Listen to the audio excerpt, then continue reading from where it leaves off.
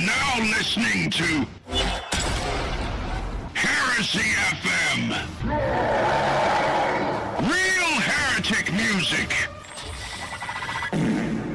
Where we play nothing but heresy, heresy, and more heresy.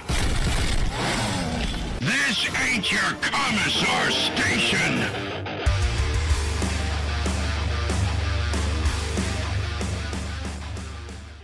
Hey there, welcome to the Serpents Lodge podcast, the Imperium's leading provider in electroshock therapy. Just in case you ever suspect a family member of being potentially a chaos cultist, we have you covered, so no worries on that. Be sure to take advantage of our Black Friday deal going on very soon. Code word to put in whenever you're at checkout is going to be penitent. Now, on to the schedule. Oh, you didn't want to throw in the raid sponsorship? Raid sponsorship. The only thing I raid is heretics, baby. 2 for 1 lobotomy. Yeah. Turn your hated ones into servitors. Is that still? Is that still redeemable? Yeah, absolutely. Oh shit, let's go. Okay. Hey, is there going to be a Cyber Monday deal on that? Probably, yeah. That'd be awesome. So welcome everybody to the show. So we Yeah, have the Serpents welcome. Lodge podcast. Let's go. Finally Yes. started this journey. This is, I guess we go around the table and introduce ourselves. Thanks for starting. This is episode 1, so This This yes. is episode 1. Yes. Yeah.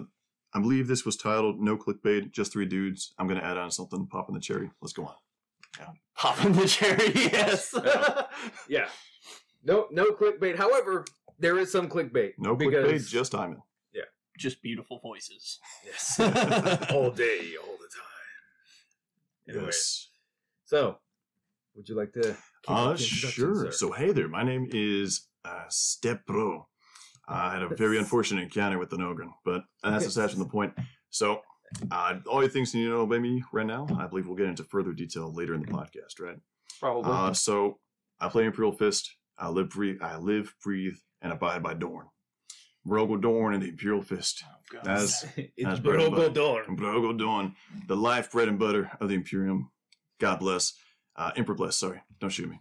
And that's pretty much it. I've been in the hobby for about, I don't know, since 8th edition dropped. I've been in Warhammer longer than that by about a year, but only into 40K since 8th.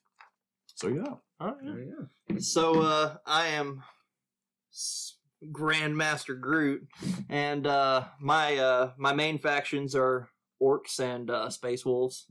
Dare to be a little bit different.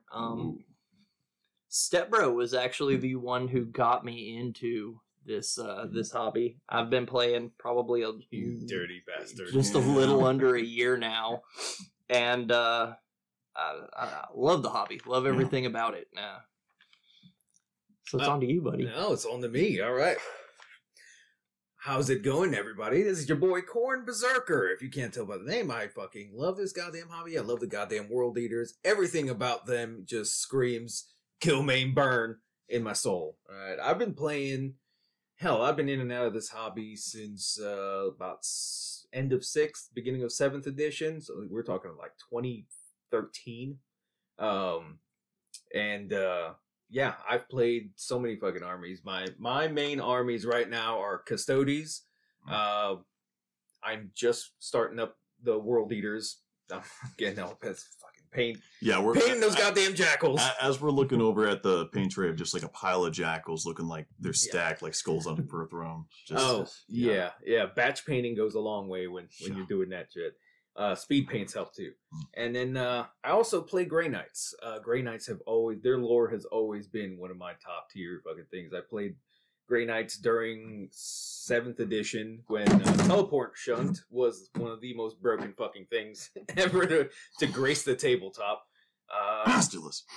I don't know who said that. I don't anymore. know. That's true. Fair enough. But they were also fucking their attacks. I mean, they literally could fucking kill anything. It's like, hey, I'm gonna shoot this unit with Cybolt ammo, and well, if you gotta save, you might not have one now. So, the Emperor still don't really revenge lubes. I love Stairs in 9th edition confusion. Yeah. Well, but I love this fucking hobby, man. I've been doing this for freaking long time on and off, and I'm more of a competitive player type person.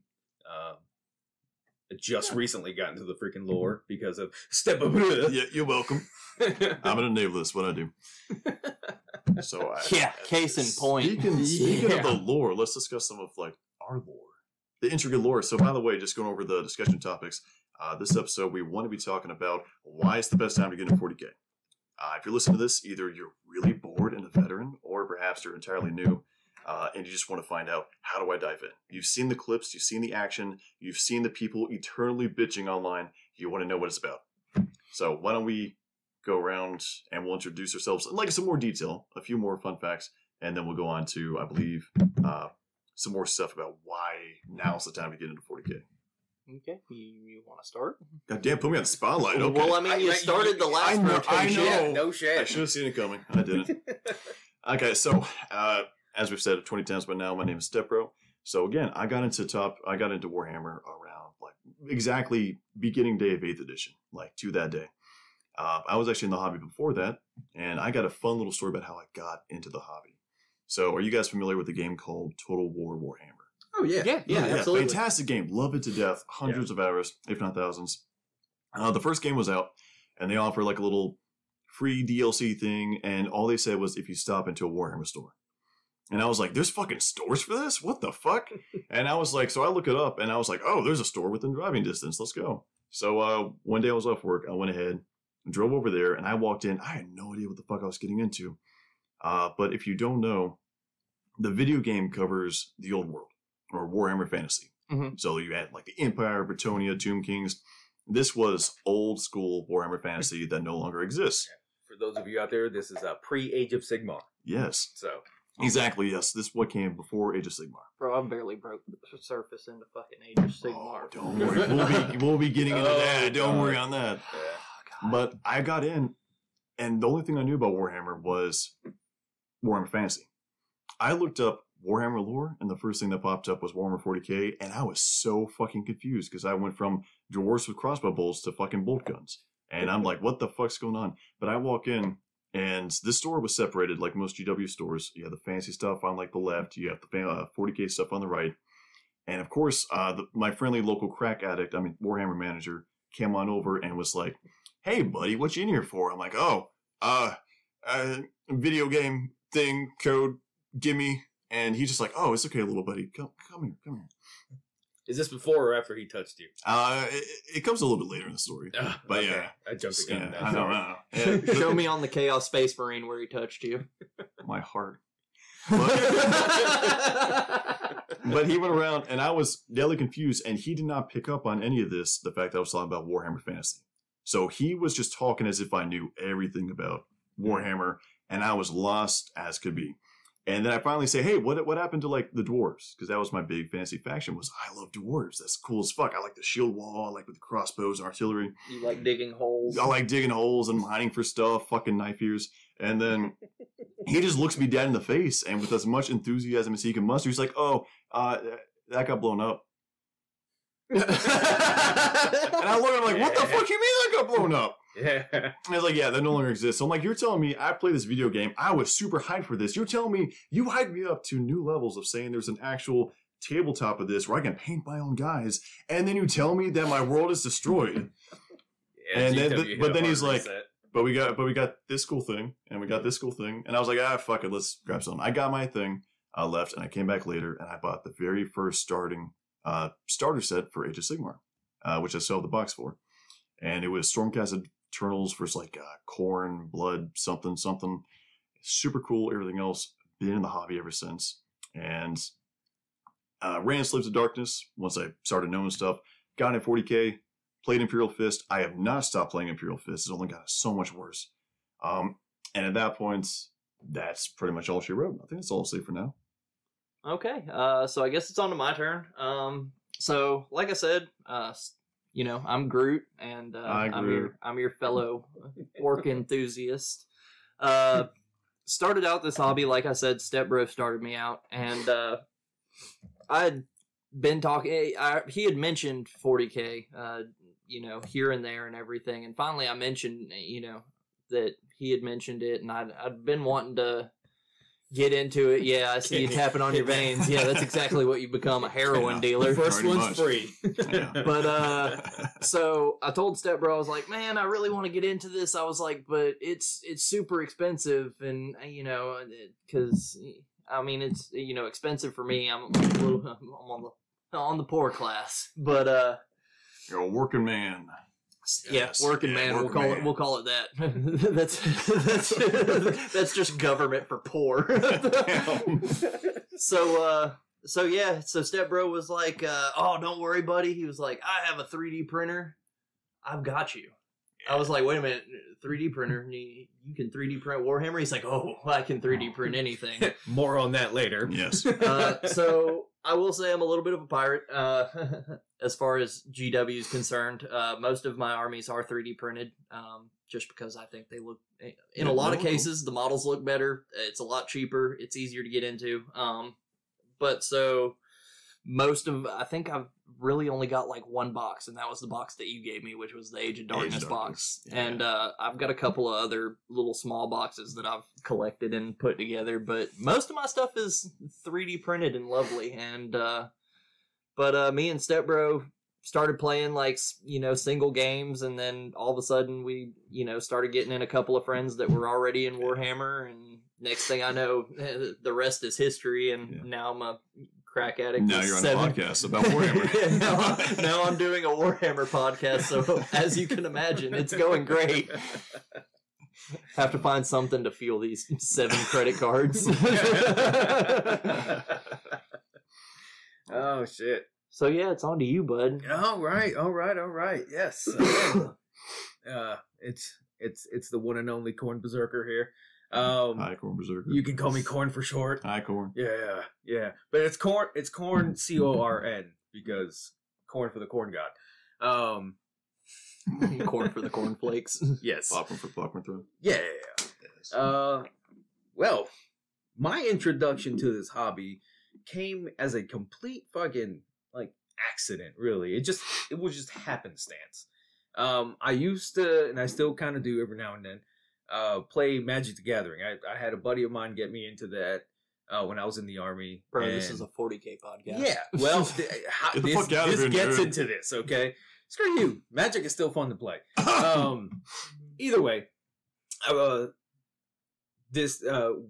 where I was stationed in the Army, there was a game store off post, and I would go there, get my Magic fix and stuff too. It's like, yeah, this and that.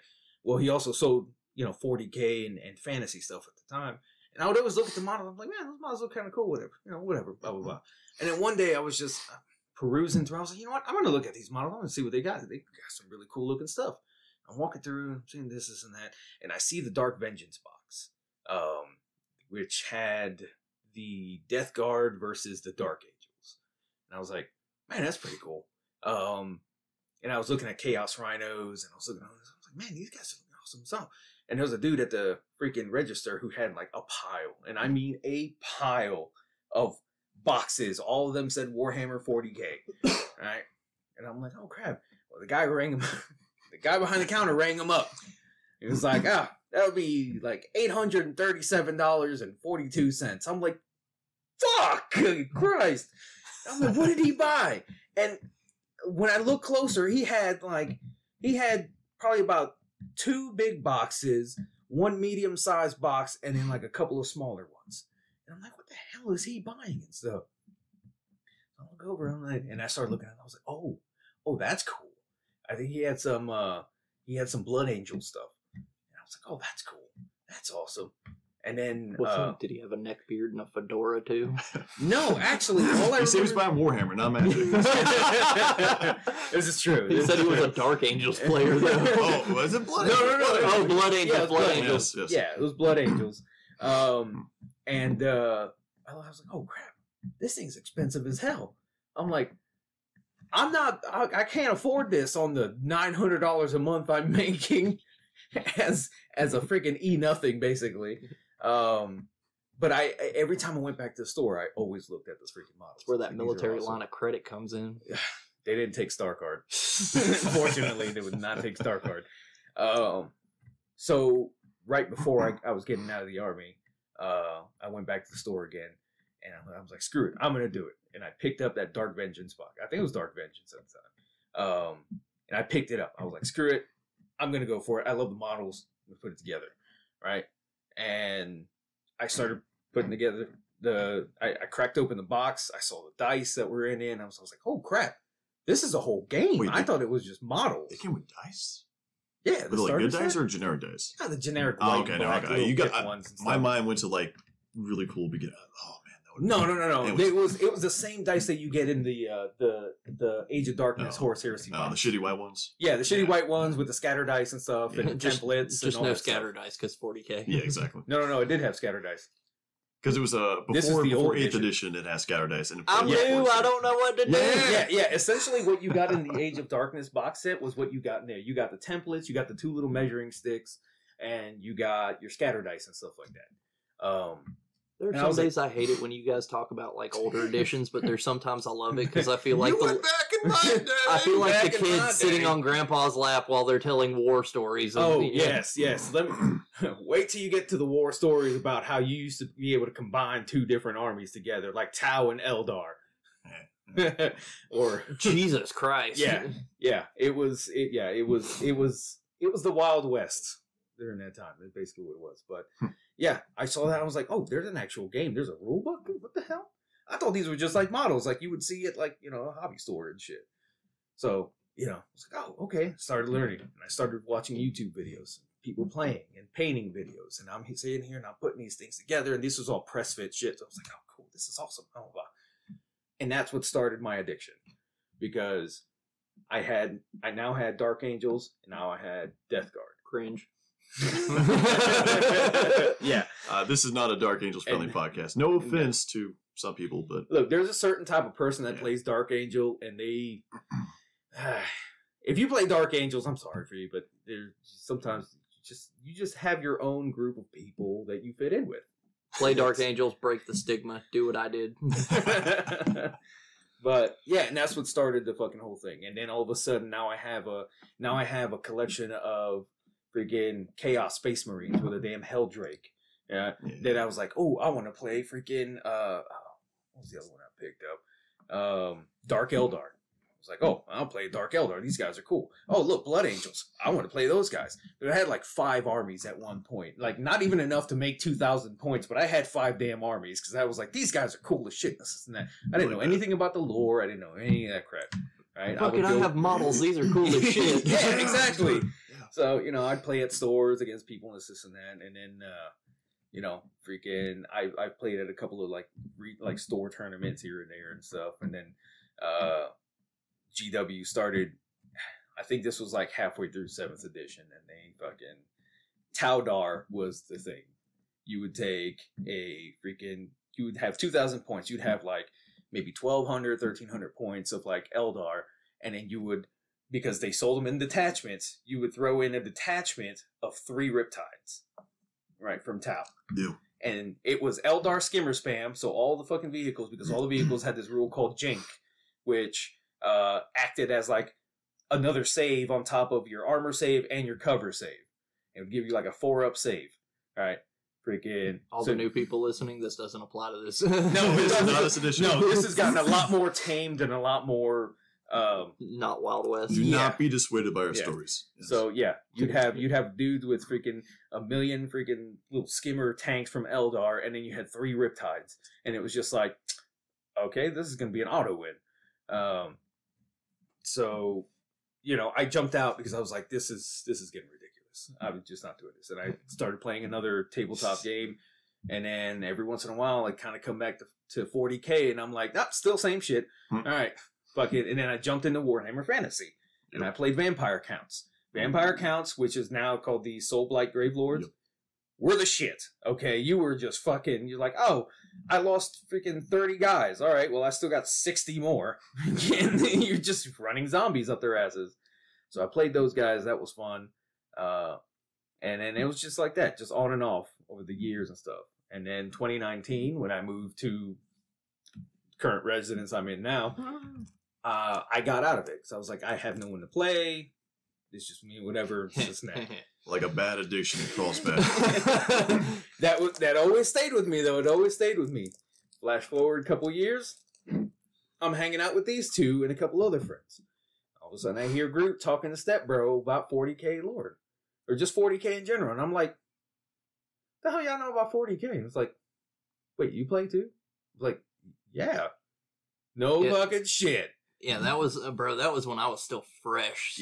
Still had fresh off the printer orcs. And that was a fun time playing on the little counter. Playing on the corner of my kitchen counter. That's probably about as big as half of this table, and we're trying to fit 2,000. I'm trying to fit 2,000 points of orcs on it. Oh God! But yeah, and then. Well, here we are now. Like, I actually started getting into the lore. They're like, look, you got to read Horus Heresy and just, go through it. And I did. And I am on, Fulgrim was what, book 5? It's pretty close, 5 or 6. Yeah. It's like 5 or 6. I'm whatever book is after Fulgrim right now. And that was just after a couple months. I think I just started reading the damn thing like maybe a month and a half, 2 months ago. And I'm already at the 6th book, which... It's kind of a feat because they're about like 9 to 10 hours long each, and I'm just fucking plowing through it and stuff. But that's my story of how I got into the hobby. I love to paint. I love to freaking put the models together, but I love playing the damn game more than anything. Well, I'm sorry to hear about your relapse, but welcome back. Oh, I'm sure the wife is not happy about that. I have a feeling I've managed to. I'm not sure. I'm not sure about your wife. I know I'm probably pissed off your wife. It used to do with I keep on sending you back. Oh, bro, the amount of models that I come back with like every weekend. By this point she's just accepted it. She's just like, oh, what do you have now? Oh, that's cool. That's why you got to corrupt everybody else, and it's only it's fun for the entire family, right? Mm-hmm. Yeah. Oh, maybe not the lore, but I've tried so hard. I'm trying to get her into. Adeptus Sortus. There we so go. That she can play Battle Sisters. Sororitas. Yes. So I think our next topic, going to the meat and bones of this, now we're talking about why is the best time to get into 40K. This is why, as a listener that you're listening right now, should you actually delve into this because it's intimidating, right? Yes, I will say as a newer person, it was very intimidating at first. I'd always wanted to get into Warhammer.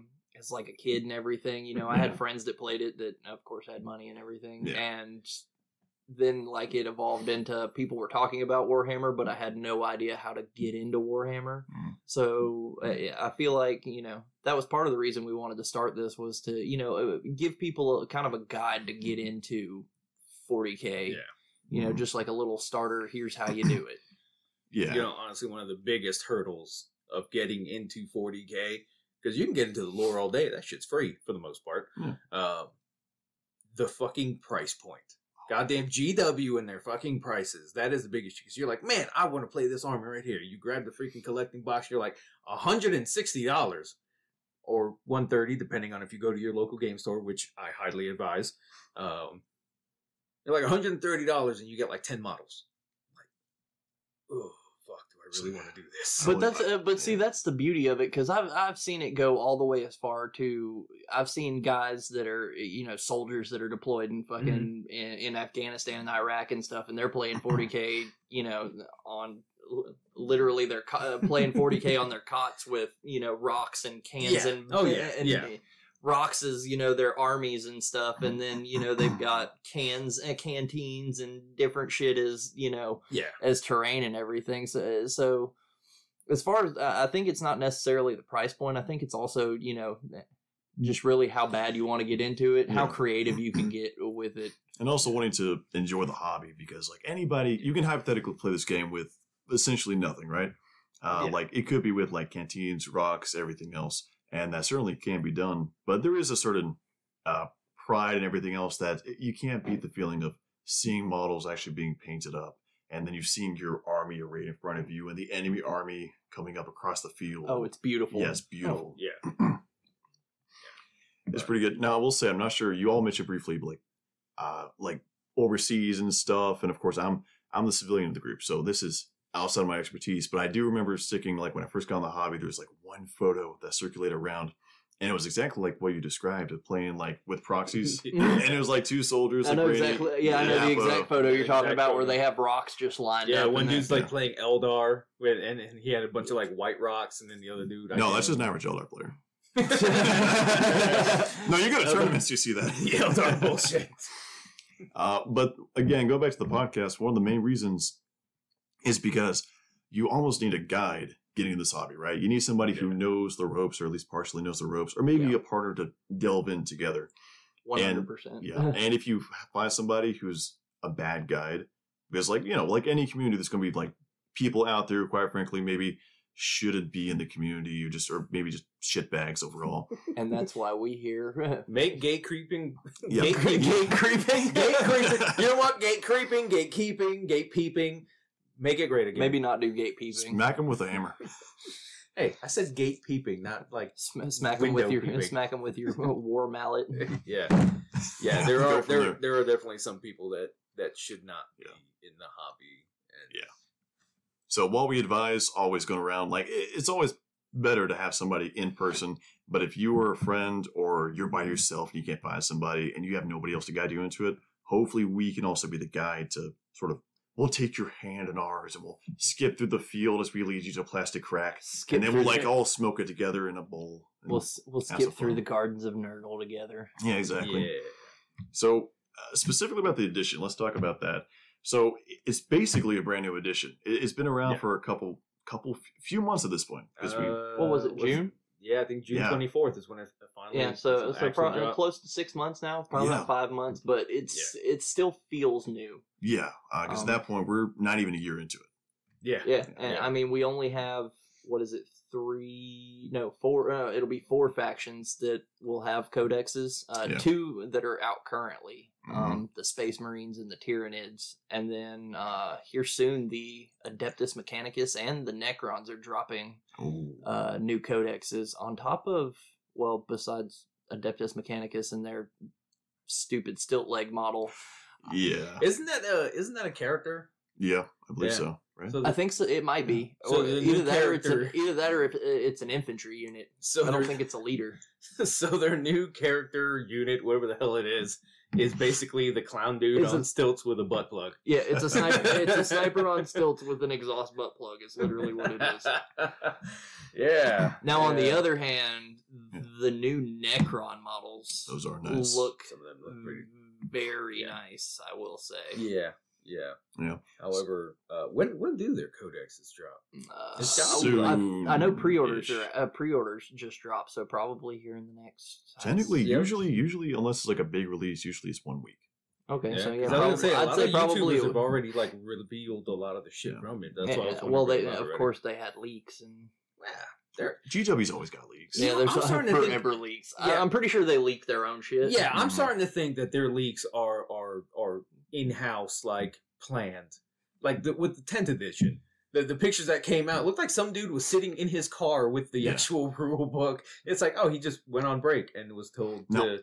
Serpents Lodge covering the conspiracies nobody cares about. It's what Big Warhammer doesn't want you to know. but speaking of that, I mean, actually, I don't think it's potentially true, because what happened is whenever 10th edition was leaking, they went through and all the playtesters they had on hand, they got rid of, like, they cleaned house.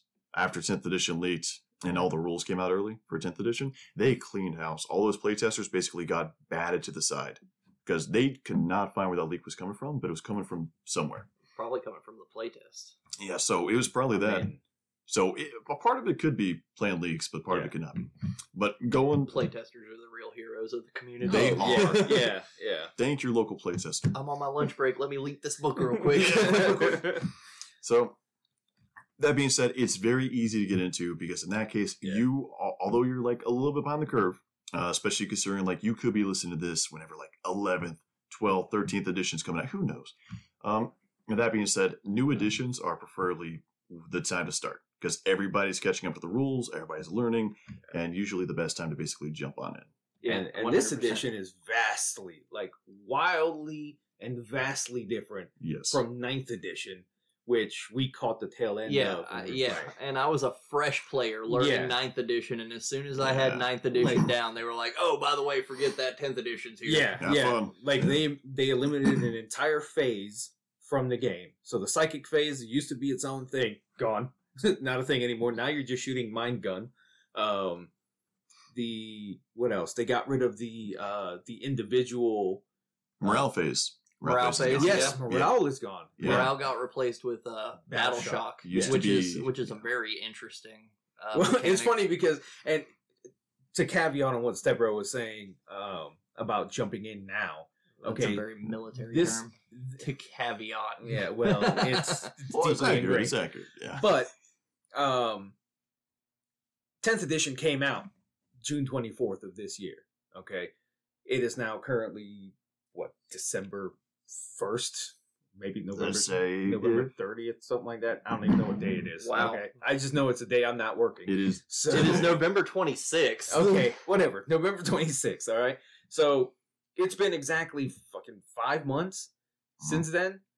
And at the beginning of 10th edition, it was essentially the Wild West. It was just like it wasn't like the older editions. Nobody knew what the hell anything did. All of a sudden, you're no longer going for points per model where it's like, 5 guys, let's say each guy costs you 10 points. So the whole thing was like freaking, 50 points, right? Now it's, 5 guys cost you exactly this much. If you want 10 guys, because you can only take it in groups of 5 or 10 or, whatever and shit.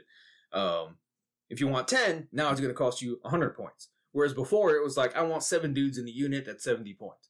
Like the granularity of the points is gone.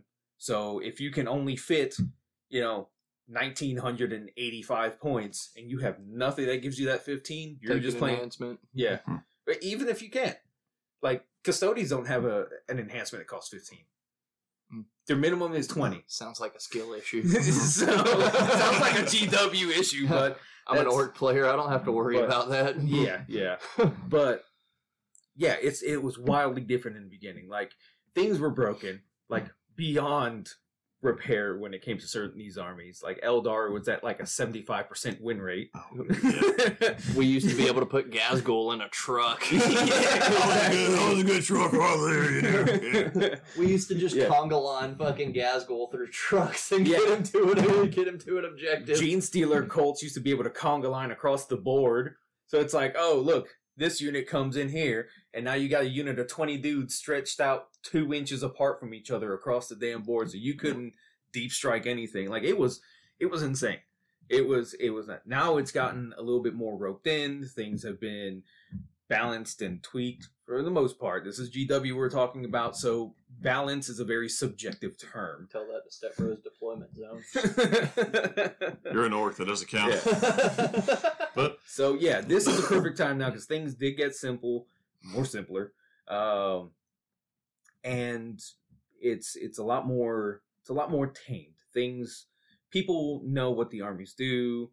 They've gotten a little bit more. GW has gotten a little bit more clarification with some rules, which before it was just like, rules is written versus rules is intended. It may be stupid clarification, but it was clarification. Yes. Some of the vagaries became a little less vague. They're still vague, but you can kind of just work that with your opponent. Yeah. But there's a lot of basically ups and downs in the hobby, the community as general, and I would say that's like one of the greatest parts about this thing because there's always something to talk about, right? Like whether it's like the newest models and painting that, or whether it's like the rules, rule clarifications, recent drama, more drama, somebody's bitching, somebody else is bitching, you get the entire point.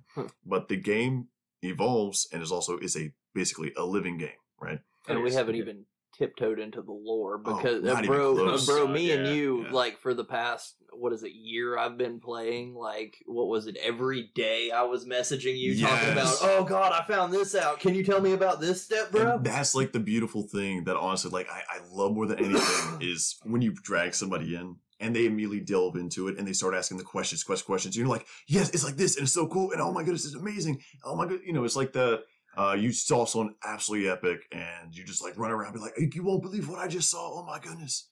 I bet it was even harder for you, man, because he's coming up with all this stuff, and you're like, "Oh yeah, but wait, shit, I don't want to spoil this for you." Exactly, yeah. Yeah, but see, that's the shitty part is because he doesn't want to spoil it for me, but I'm the type of person that I don't care about spoilers because I'm gonna experience it in the book or in the lore like anyway. Yeah. But he can't. Stepbro cannot wrap his mind around the fact that I don't care about spoilers. Oh yeah, no. For me personally, since I love the lore to absolute like insane degrees. Absolutely love it. Even the stupid parts. Actually, I really like some of the stupid parts. But that is like sacrosanct for me. Is if I was over somewhere and somebody spoiled something for me, that's fight on sight territory. Because that's something that I wanted to, like, for the most part, experience for myself and see how it goes through. So I can have that, oh shit, revelation moment as compared to something else. And obviously that differs person to person. But that's, you find your own niche. Because, like, again, I'm really big into the, I would say, like, the painting side. And we're all into all areas of the hobby. But I would say, like, my focus that I particularly enjoy is going to be, like, painting, right? And doing that, finding new ways to do new colors, different highlights, different stuff like that. Corn, I mean, you're gameplay, right? You already said you love the game. Yeah, I'm a big fucking gamer when it comes to that. And for the most part, you're like all the above, right? Yeah, I'm kind of all the above. I do like I like a little bit of the aspect of everything, but to me, I've almost delved more into the lore of anything. Like, just researching different armies and why they're doing what they're doing and why they're here and, you know, what happened to them. It's just one of those things that I've always loved. And so, I don't know, I kind of feel like lore has started becoming kind of the big thing. Yeah, my big focus. I'm been plowing through the Horus Heresy, and you like never know all of it. Yeah, and and I mean, I've been plowing through for a year now, and there's still so much that I still message Stepbro on days where I'm like, bro, I never knew about this, and he's like, oh yeah, let me tell you about this, and I'll have like a 6-minute long voice message explaining the entire thing. And that was me shorthanding it. And that was just shorthand. And that's not even including like the video messages that I get where he pulls out the whiteboard of doom and just starts drawing me diagrams of things. I've experienced that. Like I've been a witness to that. Because was it Alvin? He was asking like, well, how do you play Dark Heresy? And he's just hold up, like. 7 messages later, he looks like John Madden with his freaking board. He's like, all right, you got this right here. All right. And it's all connected, don't you see? Yeah. It's all connected. He's got his own, like, web of freaking, conspiracies with the red string. It's all connected. You want to talk about conspiracies? I actually have not talked to you guys about some of the crazy conspiracies. And these are not, like, popular conspiracies all from, like, other 40K channels, stuff like that. There's some deep, like, you know the iceberg? Like iceberg list, where it's like the further down you get, the more obscure and more stuff it is. There's some deep stuff that has not been discussed, and I cannot wait to tell you guys what those are. Yes, there's some deep conspiracies that run like either, like more than likely, a lot of these conspiracies are full meta, okay, and GW just wrote like an open plot line, and it's going to leave it open to speculation. Let the audience do the rest, sort of fill in the gaps.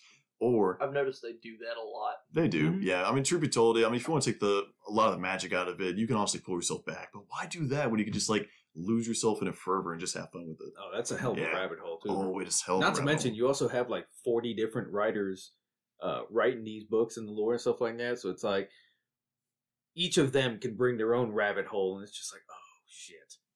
Fuck you, Dan Abnett. He just came out with a new book. You seen that? Oh, which one was it? The Horse Heresy?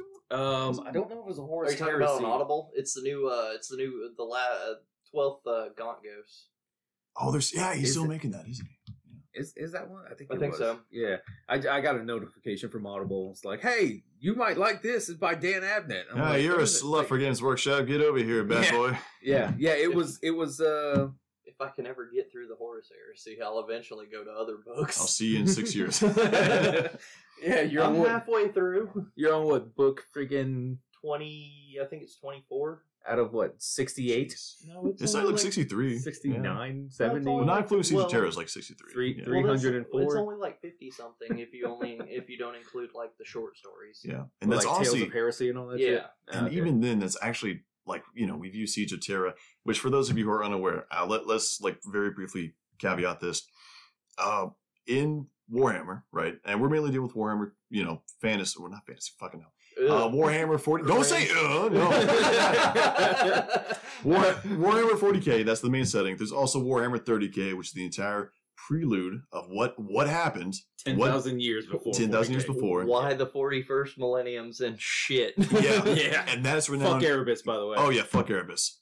But that is renowned as like one of, if not like the longest running sci-fi or like sci-fi series in general. Okay, and that's the prelude. That's what happened before 40K. And now that's got its own game system, everything else, whole bunch of majorities, very fun. But that's what happened before. The 40K books, unironically hundreds. Unironically. And that's not including short stories, novellas, everything else. Yeah. Absolutely crazy. Now, going back to getting in. So we know this is what happens when you get into lore. We start like going on a tangent. Yes. Shit, so bring it back. Going back to this. So we've been over basically a new edition. Great time to start. But let's also talk about like delve into the practicalities. So codexes, okay? Right now is a great time to get in for also the simple reason of all the armies except for those who have had codexes drop, which right now is like Tyranids, Space Marines. I'm going to include Adeptus Mechanicus and Necrons. Your army rules are free. You don't have to pay for shit. Yeah. Well, except for the models. Well, except for the models. But we already did just play Eldar. Use little white rocks. You're good. Yeah. And you can download the rule book off the GW website. Oh, yeah. Which is already updated. So it's more updated and more recent than the actual hardcover book. Or you can just find those leaked PDFs. You could. I've heard about those. Yeah. But right now it's to quote GW, it's simplified but not simple. And if you pick up, let's say you just pick up the Leviathan box, which apparently there's a sale for. There's a sale going on at our local game shop. Yeah, for like $100, you can pick up the Leviathan box, which when it came out was like $250. Well, actually, GW has a policy that if you walk into like any store and you use the discount code "I have a fucking gun," they actually give you everything for free. Oh, that's like the secret menu at McDonald's. It is, yeah, dude. Yeah, it's the same effect. Workers still hate you. Yeah, it's like robbing a movie theater. It's like, oh man, I just conned this movie theater out of $700. It's like I got 2 packs of freaking Skittles and a large popcorn. Yeah, pretty much. Man, I just got this GW store for like $300. I got 1 box. Yeah, pretty much. Only 300? Must have been the Votan box. Well, unironically, I've had this conversation, not to go too far on this tangent, but I've had this idea before of like hypothetically, middle of the night, walking into a Warhammer store and robbing it. Yes, yeah, I have. Yes. No, I've discussed this with the local manager, not the current one who's at this local one, but the one before him. I've literally sat down and talked to him because we're the only ones in the shop, and I was there, and we talked about this for like hours while I was painting, and I was just like, so middle of the night. Ram your car in through the door, okay? Because you're not subtle. You play Space Marines, and then you go around, and you have like 5 minutes to get everything you can. Like, how much can you get, and what's the dollar amount? And I believe the grand total for that store, if we included everything that he told me, was at least hypothetically in the back. It easily could have been over 10K. I don't doubt that one bit. Yeah. Now, that being said, this local store, which does not have a lot of display pieces. Yeah. The store, if you go to the one in Nashville, that one has everything. We here at the Serpents Lodge do not condone robbing your local condone. game shop. Do it right fucking now. Stick it to the man. But no, seriously, do not commit any crimes, and especially do not blame us. We will not show up to your legal proceedings nor donate to a fund. Yeah, to be 100% honest, don't go shopping at a Warhammer store. If you do, just window shop, look at what you want, and then go to your local friendly game store and pick it up there. Because guess what? You're going to get a hell of a discount. If you're going to loot your local Warhammer store, make sure you live in California where you can get out with $999. We just went over that. You can't do it. I mean, in California you can because it's in legal. California, under $1,000. That's the key. Under $1,000. Yes, under $1,000. That's at least 2 boxes. Yeah. Okay, fair enough. Yeah. But going on, so yeah, I would say that's the next step is finding locally where you can get plugged in. And let's say you're introverted, right? Because this is still a nerdy, geeky hobby. There's a higher percentage of It is? Wait a minute. You guys are nerds? Nerds! My pocket protector gave it away. But going around, finding some place that you can get hobby stuff and supplies, okay? And preferably this is some place with people who are able to hang out. So not just a shop, but also a hangout place, stuff like that.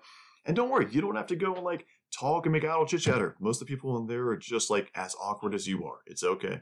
Yeah, this is true. Yeah. And if you see a chick in there, please, don't be that guy. Leave her alone. Don't be that guy. Yeah, don't be that guy. Don't be that okay. Nobody likes creepy. Odds are she's not a chick anyways. Just don't do it.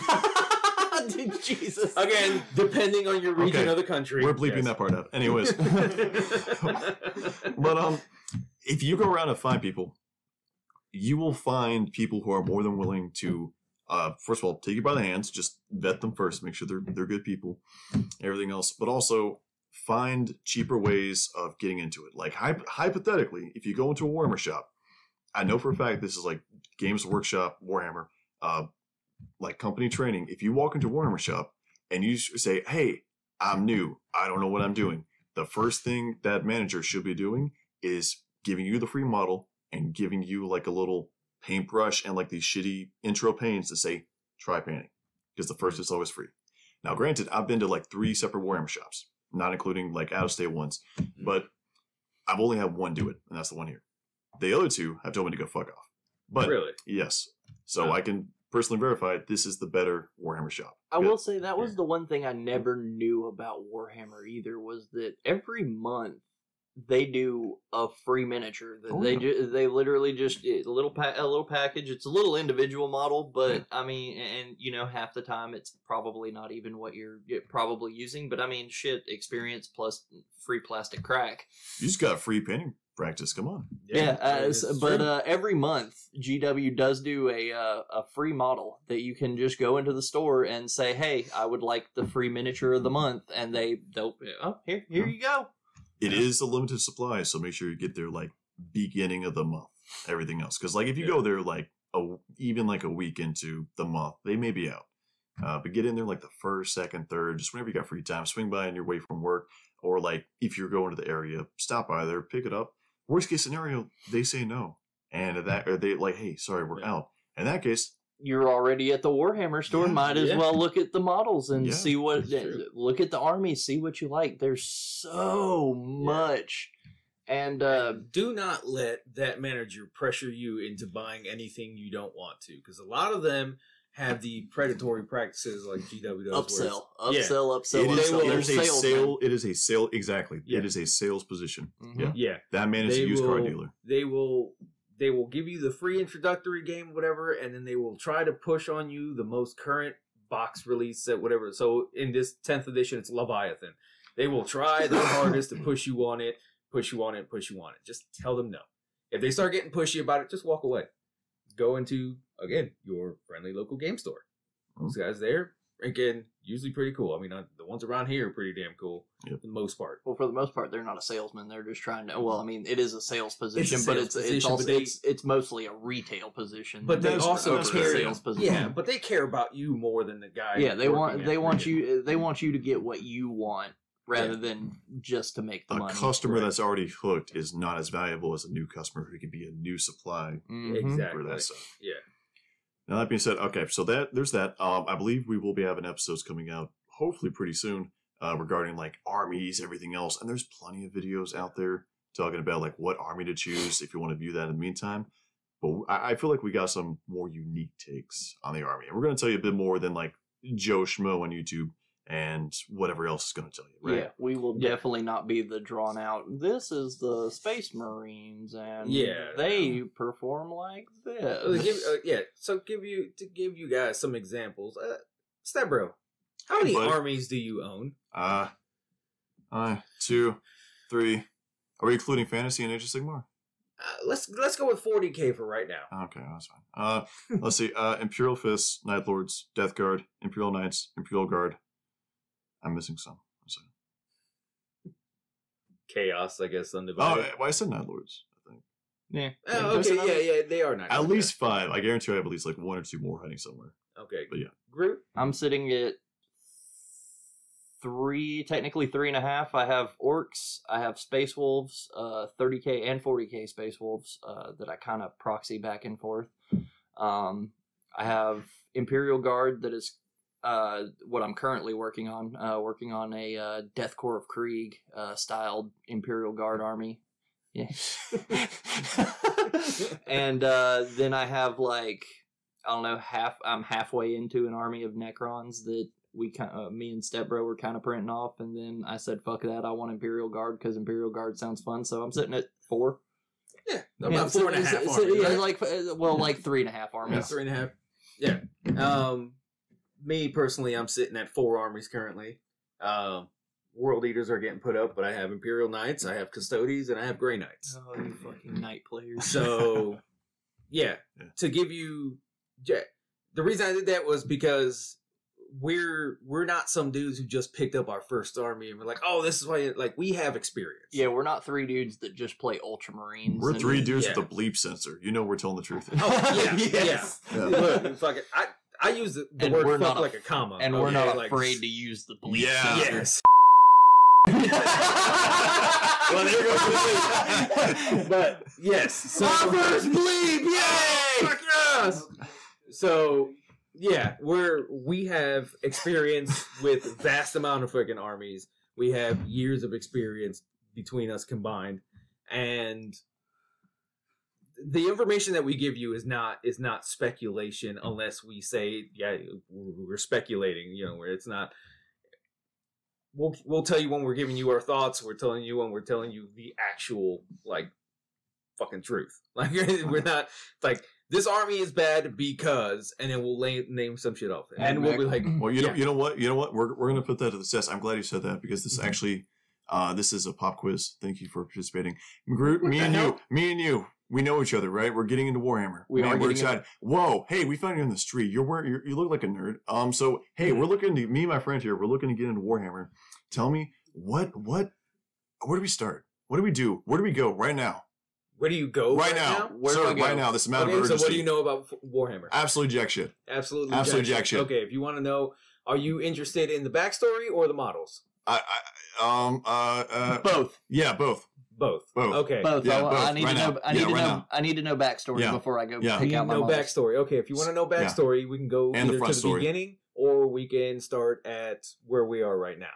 If you want to learn about the beginning, I suggest you read some of the Horus Heresy. You want to go right back to the beginning, what's the Horus Heresy? Yes, this is. Whoa. So, are you aware of Warhammer 40K? I've heard of it. Yeah, I've heard of it. I've seen a few clips on YouTube. Okay, Horus Heresy is 10,000 years before that. So if you're more interested That's in 40K, with those cool Ultramarine guys, right? Yeah, well, they're in both sides. Yeah, they're like the poster boy for the whole. Are the Talon in this is Horus Heresy? The Horus Heresy? Heresy? No, they're not. They're in 40K. So if you do like Tau, can I play any like aliens in 30K, or is it just humans? Currently right now it's just humans. But are they cool humans? For the most part, they're mostly Space Marines. I'm sold. Okay, and there's some Imperial Guard. Okay, so yeah, there are. Yeah. Okay. So if you really want to do 40K, then best thing for you to do is go into a Warhammer store. Oh, that's awesome! No, man, Warhammer. This won't set us down a terrible path at all. Hey, come on, Groot. No. You didn't let me finish. Why do I hear my bank account screaming at me? Oh my god, I'm on my 10th credit card already. Yeah, you should probably. Corn, what are you doing? I'm trying to tell you. No! Because I was going to tell you, go to the Warhammer store, have them, show you around, maybe play a game, whatever. Okay. Right. Okay. After that, you go find another game store. Okay. As in, that sells 40K and stuff, and buy the stuff from them, because as a small business, they care more about you as a customer than they do about your wallet. I do like supporting small business. Do they have? I do. I agree. I'm very plugged into the community. Yes. Yeah. And they care more about you and you coming back and having a good time rather than how much they can get you out of the door for. Understood. Will that help with the price tag any? Because I see Games Workshop, they have like this really expensive price tag, and I only have 2 testicles. So what's will this be any cheaper? What do I do if I don't have a firstborn child? Well, what if I already lost? If you don't have a firstborn child, you're actually in better shape than you would if you had a kid. Because you'll have more money to spend on the crack that you're about to consume. Crack? I'm already on heroin. I was talking about what if I didn't have a firstborn child to sacrifice to the GW gods for the blood pack that it's going to cause to get this box. And that's why you go to your local game store, because usually they'll give you a discount for ranging between 20 and 30%, depending on whatever the store. But corn, that's still too expensive. I got money right now, but routinely I don't have that much. Like $160 a drop, right? Okay, well, how much do you have? Right now, I got maybe let's say 200, $250 right now. But then I only got small increments of maybe 50 or 60 in my little budget right now. Okay, in the coming perfect. months. So what else can I do to get models? Yeah. Well, if you've got $250, you can possibly get yourself a 3D printer. Oh, 3D printing. This sounds fancy. Yeah, it is kind of fancy. I'm kind of retarded. Is there any way to is it easy to use or? The printer itself is easy to use. The software takes a bit of a learning curve, but that's why we have YouTube. YouTube will teach you what you need to learn. I'm on YouTube. I know to look at videos. No, they're fucking Man, this is perfect. This is so easy. This is easy. Yeah. Man. Or you could go to your local game store, and currently right now it's 10th edition. They have a 2-player box set. It comes with everything you need, models, fucking all the shit. We're two people. We are two people. Yeah. You guys can split it. You guys can pick one side, pick the other, put the models together. Wait, play against each other. I have $250 and you have $250. But if we buy this box that's the 2-player box that's like $100, we can still have money left over to buy more models. That's such a good idea. Or we can buy that and we can put together for a 3D printer so we can print off future models. Oh, we could do that. And then we could print off whatever we wanted. Yeah, that's awesome. And then all we have to do is pay for the less expensive stuff. Yeah. That's awesome. Yeah. You can use it to buy paints and brushes and all this stuff. And get them all painted up. Last question I got. So I've already ripped out one of my testicles to sell. Can I get that reattached or is that? It might cost you more to get it reattached than just sell it. So if you sell that, you can use that money to buy more models. Whoa. This is self-sustaining. I like this. I like funding. And wow, I can find all kinds of ways to fund this habit. You can. Next, I'm going to go cut catalytic converters from under cars. Whoa. I don't know how much those will get you, but I heard platinum's going for good. Yeah. Bro, I probably have a lot more money if I quit my heroin addiction. This is true. Well, you passed. Congratulations. You passed. That was a great... Yeah, so you exactly sold me on it. A lot of this comes from experience because I went through that hard path. You were on heroin? Essentially, yeah. Because all I did was walk into a store and I'm like, man, this is awesome. I walked into my first Games Workshop store in freaking Colorado. And I was like, man, this is awesome. This is back when you could still play games in there. You had people, they had tables set up, people were playing games, this and that. And you look around, you're like, holy crap, where the hell did I just walk into? And yeah, I mean, freaking, it's a whole other freaking world. It's a whole other experience. And yeah, dude, it's a great fucking hobby to get into. If you are, even if you're not into playing the game, let's say you just like to paint the models, fucking paint the models. Hell, you could buy the models, paint them, and then turn around and sell them for twice as much as what you bought them for if you really want to do it that way. That's true. And then fuel your own habit doing it. So, like we said, it's self-sustaining. It really is. It 100% is, especially with the 3D printer. The 3D printer makes things so much easier. It really does. It's high on the up. Like I said, it's high on the front end. You do spend a little bit more on the front side as far as between a box and a 3D printer. Now, occasionally you can get them on sale to where it's about the same price for a basic bitch 3D printer that you can use. But don't buy a filament printer though. Yeah, do not buy a filament printer. Get a fucking resin printer. Yeah, we're talking about resin. Yeah. Do not print your minis in filament. I swear to God. Yeah. Fuck filament printer. I don't care who's telling you what and who's whispering what into your ear. That's never a bad idea. I don't care how good you are at that. It's not going to fucking work out. Yep. Don't fucking do it. I've seen it happen. Seen it happen. Now, don't get me wrong. It's better than rocks. Okay. It is better than rocks. At least you get basic, but units down. At least rocks are not going to just instantly break. Yeah. And they can double as a weapon. For what you spend on the filament printer, you could either get a resin printer for the same price or just save up a little bit more. Get you the resin printer. Yes. Because they're so much more detailed. Yeah. I mean, my orc boys and, all my different models, there are some that I can't even tell a difference between the GW model and the 3D print. And I mean, there's so many creators out there that have went above and beyond making, and some of them, like I said, look even better. Oh yeah. Oh, There are some models that I have that I look at the old GW model that they have, and I'm like, oh, that kind of looks gay. Lucius.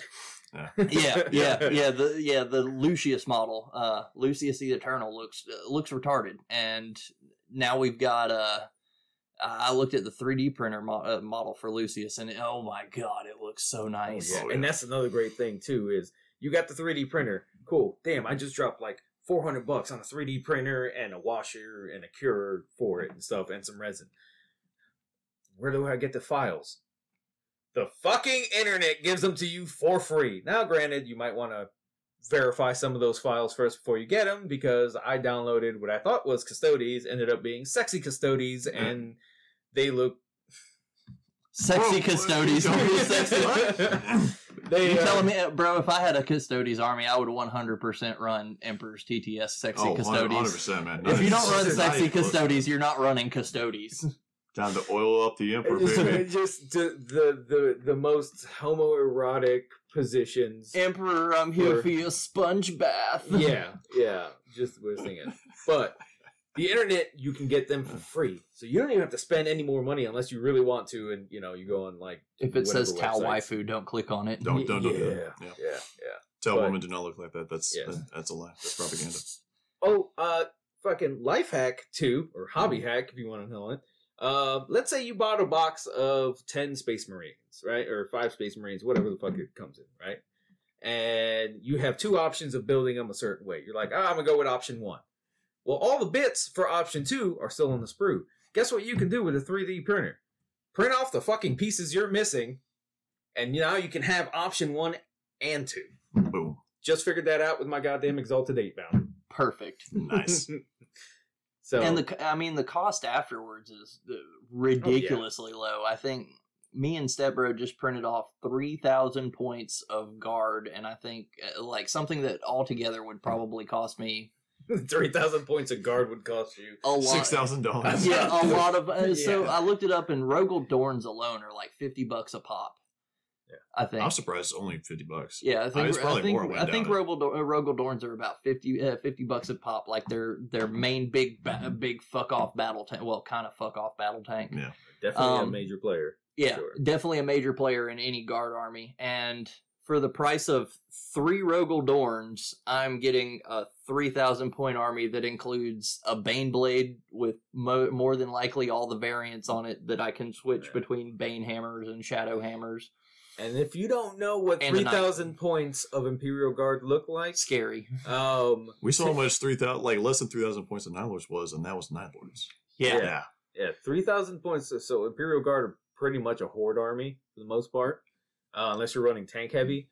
But 3,000 points of guard would, I'm going to go ahead and say, fill up basically a kitchen table. Oh, easily. Easily. A normal fucking 6x5 or 8x5. Easily. It's going to be great whenever me and Stepbro plan on doing a full 6,000 point tag team, and it's going to be fantastic. $150 is what, like fucking 6 bottles of resin or some shit?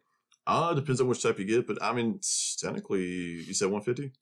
I mean, after tax, we're probably looking at about like 6. Yeah. So for the price of 6 bottles of resin, you can print out a massive guard army. Yeah, that you probably will never use more than a 2,000 unless you're playing a huge game. And that's Imperial, and that's just Imperial Guard. Now, you look into the other things that have smaller armies, and I mean, you're spending significantly less than that. Yeah, it's crazy. A box of the Alaris Custodians for the guard or for the Custodes is, if I'm not mistaken, about $54.99, give or take, and it comes with 5 dudes. So, for the price of $50, you can buy yourself 2 to 3 bottles of resin. And it's $100 for one. Oh yeah, that's a lot worse. Yeah, that's a lot worse. That's a lot worse. We had that halved. Yeah, to show you an idea of Games Workshop's price. So we just said printing you out basically 3,000 points. Okay. For I gotta be honest, I forget the amount we just said, but that was a relatively low amount compared to Games Workshop prices. And one tank is $100. Now, granted, that's flat market Games Workshop. You go to a local game store, you're probably looking like 80. Yeah, 70, 80 bucks. 70, 80 bucks. Yeah. But it is significantly cheaper. if you can go for resin, it does take some time, some expertise, everything to learn, but it's well worth it. And if nothing else, I mean, even if you want to say, no, I want to spend money at Games Workshop, I know, I've been there, then you going ahead, you can have this 3D printer for different bits, everything else. If you want to customize your faction, find some cool bits, pop them on your models, easy come, easy go, there you go. Yeah, because I think that's one of the things that like a lot of new people don't realize whenever they look at it. They see Space Marines and they automatically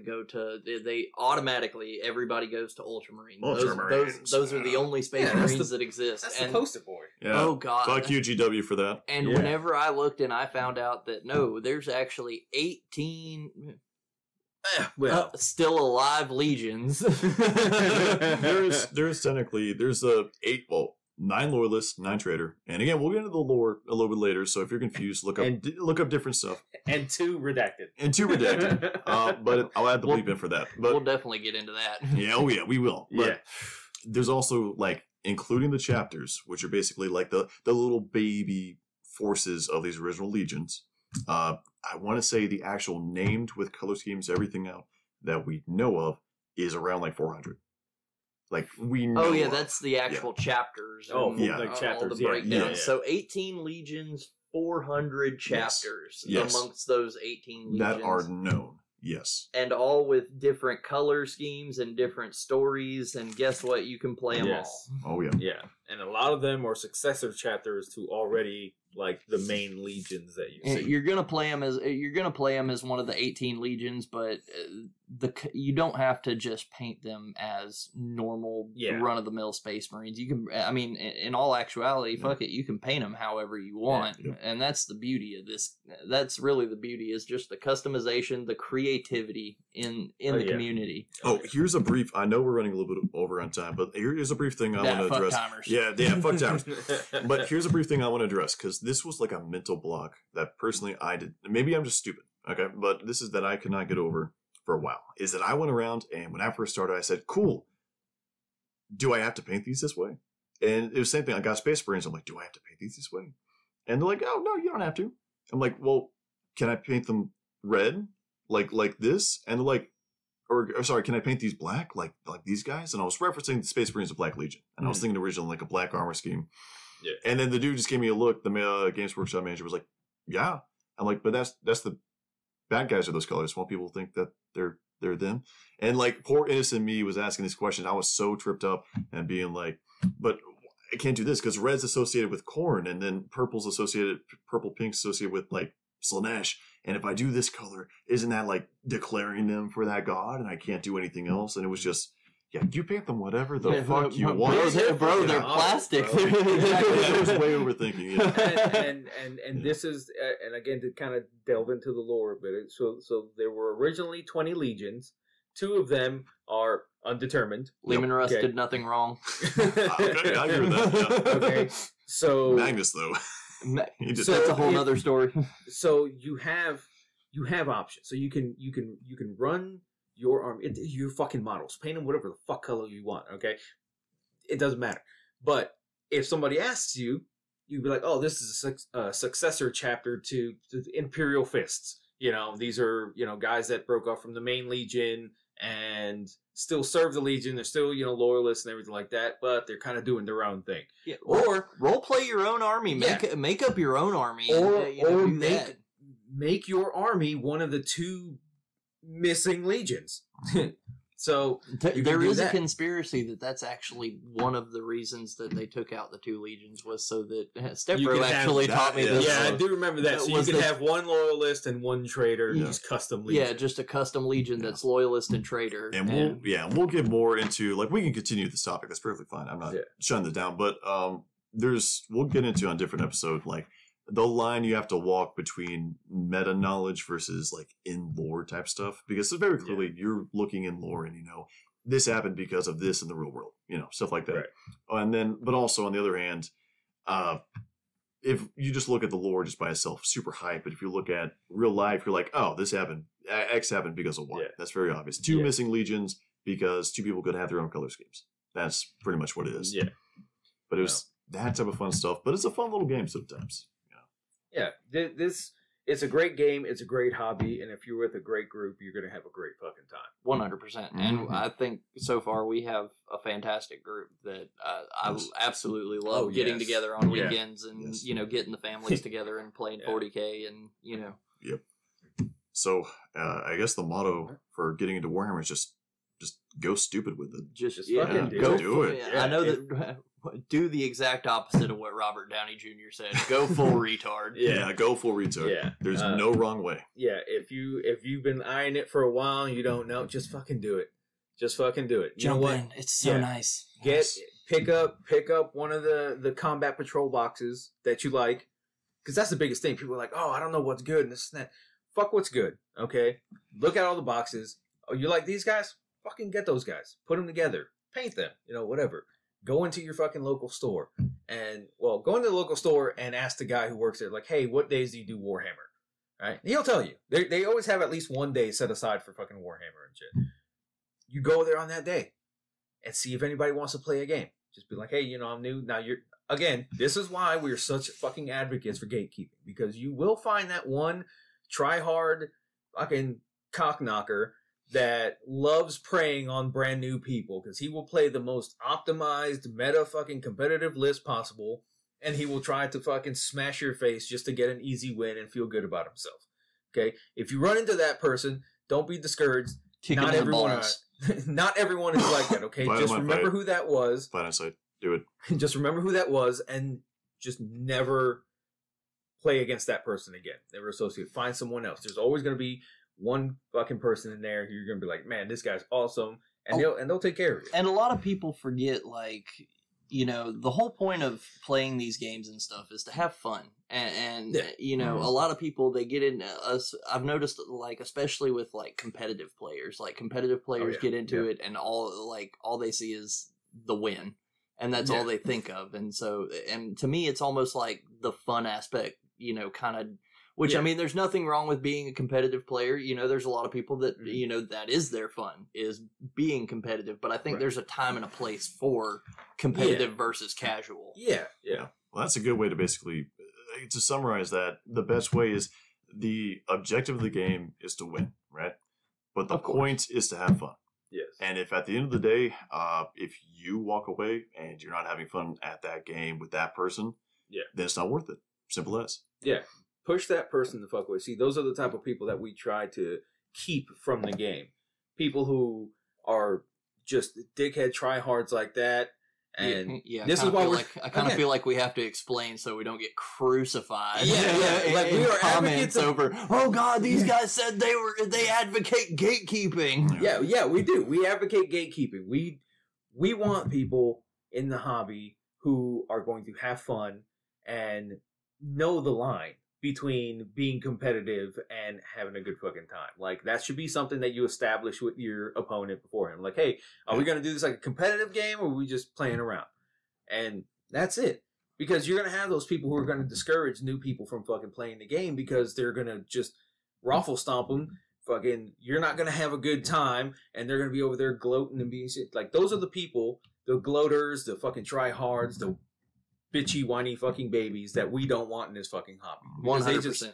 They just ruin it for everyone else. So if you find that person, just...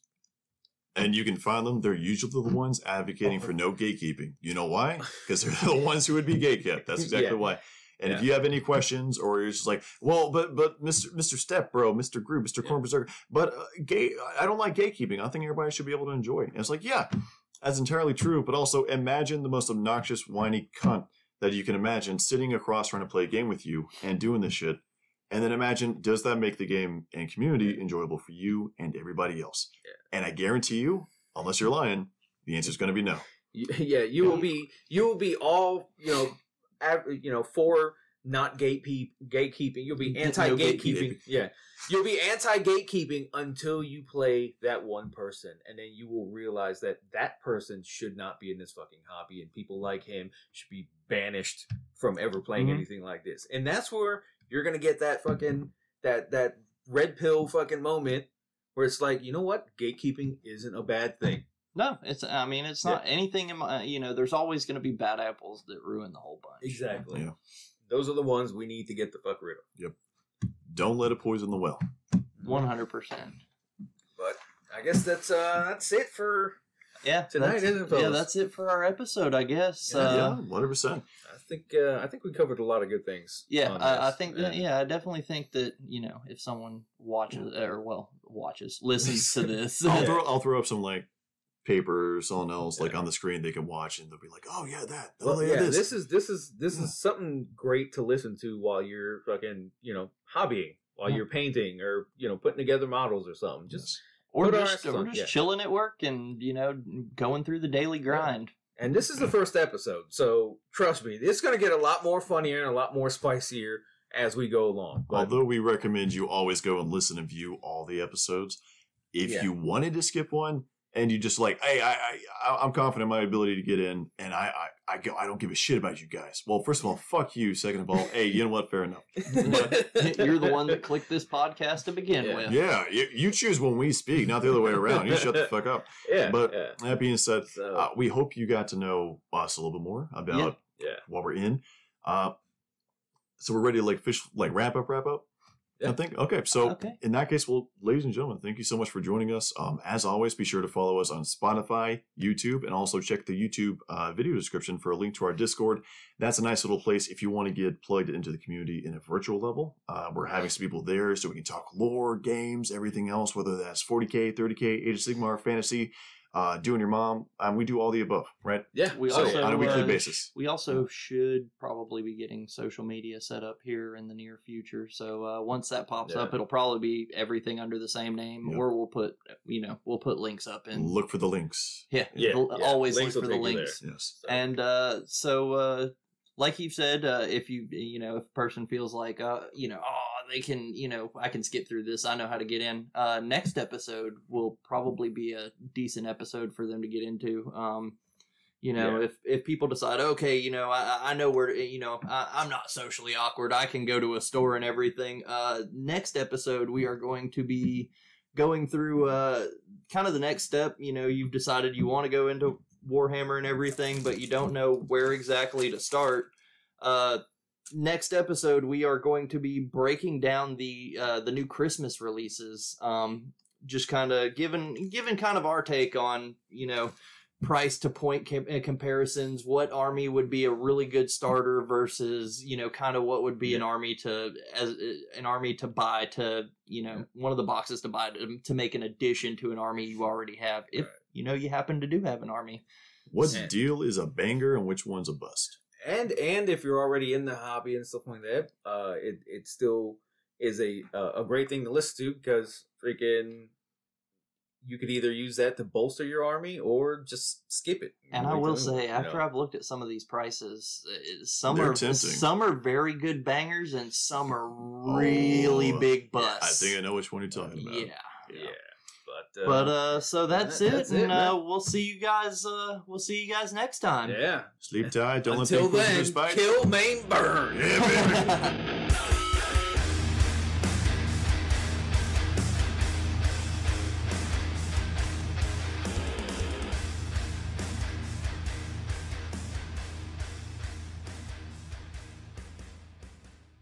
Hey there, guys. From all of us at the Serpents Lodge podcast, thank you so much for listening to the end of the podcast. It truly does mean the world to us.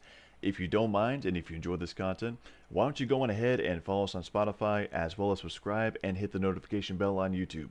We greatly appreciate that. And in the meantime, we'll catch you guys in the next episode.